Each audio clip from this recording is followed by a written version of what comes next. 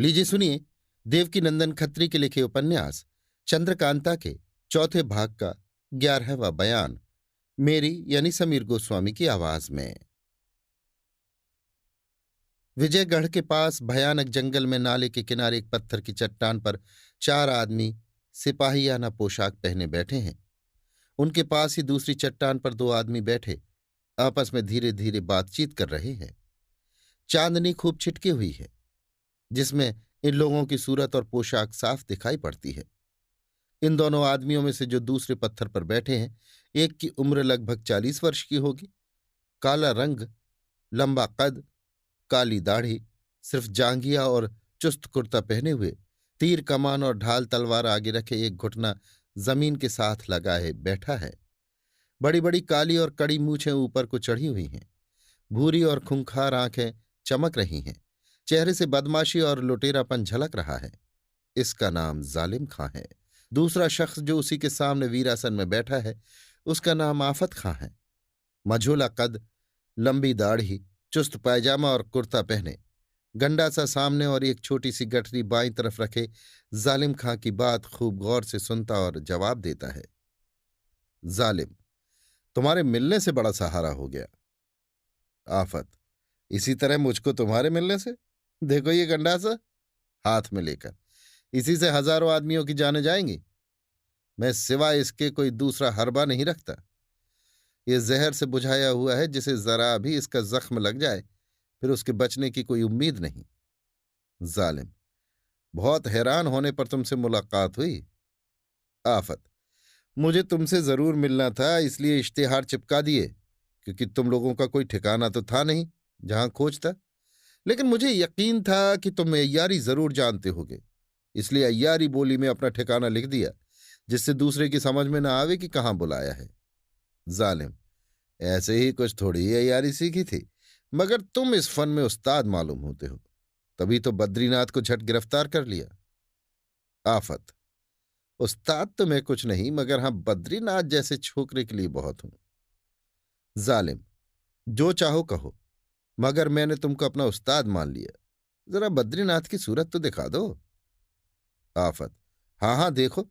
धड़ तो उसका गाड़ दिया, मगर सिर गठरी में बंधा है। लेकिन हाथ मत लगाना, क्योंकि इसको मसाले में तर किया है, जिससे कल तक सड़ न जाए। इतना कह आफत खां ने अपनी बगल वाली गठरी खोली, जिसमें बद्रीनाथ का सिर बंधा हुआ था। कपड़ा खून से तर हो रहा था। जितने आदमी उसके साथियों में से उस जगह थे, बद्रीनाथ की खोपड़ी देख खुशी के मारे उछलने लगे। जालिम: ये शख्स बड़ा शैतान था। आफत: लेकिन मुझसे बच के कहाँ जाता। जालिम: मगर उस्ताद, तुम एक बात बड़ी बेढब कहते हो कि कल 12 बजे रात को महल में चलना होगा। आफत: बेढब क्या है, देखो कैसा तमाशा होता है। जालिम: मगर उस्ताद, तुम्हारे इश्तिहार दे देने से उस वक्त वहां बहुत से आदमी इकट्ठे होंगे, कहीं ऐसा ना हो कि हम लोग गिरफ्तार हो जाएं। आफत: ऐसा कौन है जो हम लोगों को गिरफ्तार करे। जालिम: तो इसमें क्या फायदा है कि अपनी जान जोखिम में डाली जाए। वक्त टाल के क्यों नहीं चलते। आफत: तुम लोग गधे हो, कुछ खबर भी है कि हमने ऐसा क्यों किया। जालिम: अब तो ये तुम जानो। आफत: सुनो मैं बताता हूं। मेरी नीयत यह है कि जहां तक हो सके जल्दी से उन लोगों को मार पीट सब मामला खत्म कर दूं। उस वक्त वहां जितने आदमी मौजूद होंगे, सभी को बस तुम मुर्दा ही समझ लो। बिना हाथ पैर हिलाए सभी का काम तमाम करूं तो सही। जालिम: भला उस्ताद ये कैसे हो सकता है। आफत बटुए में से एक गोला निकालकर और दिखाकर: देखो, इस किस्म के बहुत से गोले मैंने बना रखे हैं, जो एक एक तुम लोगों के हाथ में दे दूंगा।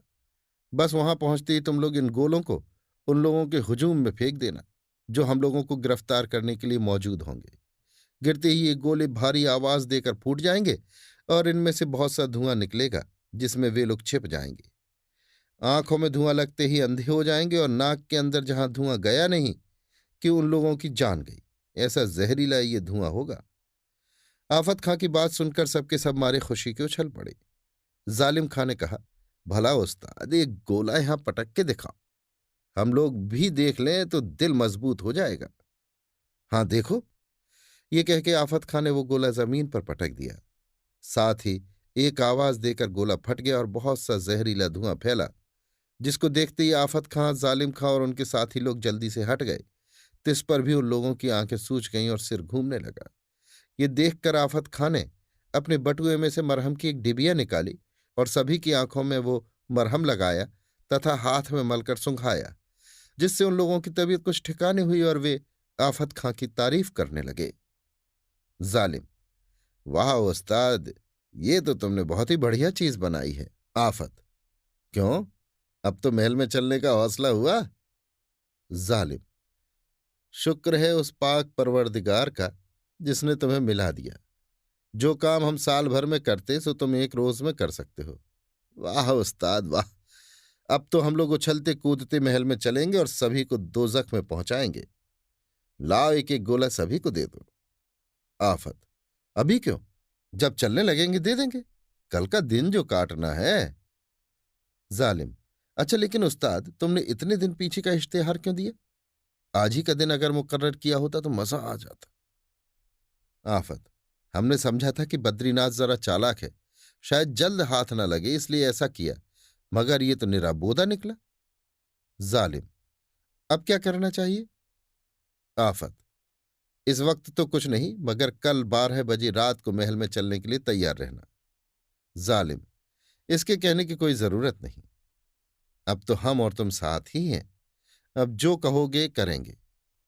आफत: अच्छा तो आज यहां से टलकर किसी दूसरी जगह आराम करना मुनासिब है, कल देखो खुदा क्या करता है।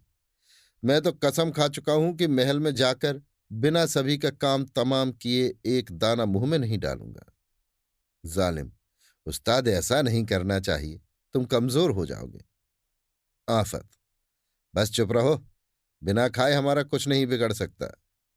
इसके बाद सब वहां से उठकर एक तरफ को रवाना हो गए।